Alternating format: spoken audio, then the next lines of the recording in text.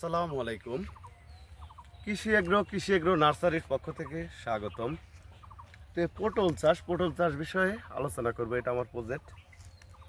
তো এখানে 12 জাতের লম্বা পটল চাষাবাদ করা আছে।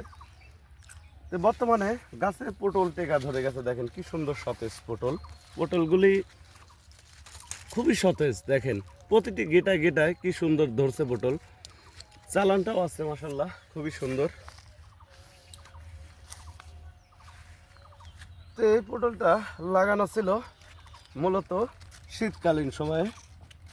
এখন গাছে পটল ধরছে প্রতিটি বড়তে। ক্যামেরাটা এই সাইডে আনেন। তো এটা রোপণের নিয়ম শীতকালীন সময়ে। এই যে দেখেন পটল, কি সুন্দর পটল। এই টাইমে পটলের বাজারটা খুবই ভালো, 70-80 টাকা কেজি চলতেছে। এই 12 লম্বা জাতের পটল দেখেন। এই পটল চাষের জন্য মূলত উঁচু জমিতে পটল চাষাবাদ করতে হবে।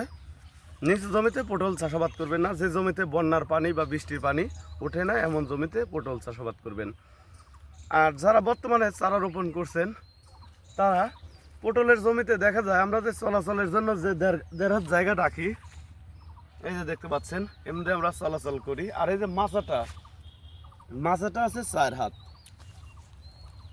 তাতে দেখা যাচ্ছে যে 2 হাত এই সাইড থেকে পটল ওঠানো যাবে, ওই সাইড থেকে আবার স্প্রে করার জন্য খুব সুবিধা হবে। আর আমাদের এই জাতটি পরাগায়ন করতে হয় না, পরাগায়ন ছাড়া পটল। এই যে পটলের যে গঠনগুলি দেখেন একই সমান। এই যে পটলটা ধরে আছে একই সমান, গোড়াও যেরকম পিছনেও এরকম একই সমান। তো আমরা এই পটলের চারাগুলি মূলত লতা থেকে উৎপাদন করি। এই যে লতাগুলি দেখতে পাচ্ছেন, যে পুরাতন লতা, এই লতা থেকে আমরা চারা তৈরি করি।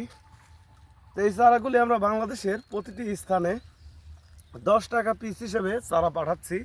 আপনারা যদি পটলের চারা সংরক্ষণ করতে চান অবশ্যই স্ক্রিনে দেওয়া নাম্বারে যোগাযোগ করবেন। আর পটল চাষের নিয়মিত ভিডিও পেতে আমাদের চ্যানেলটি অবশ্যই একটি সাবস্ক্রাইব করবেন। আসসালামু আলাইকুম।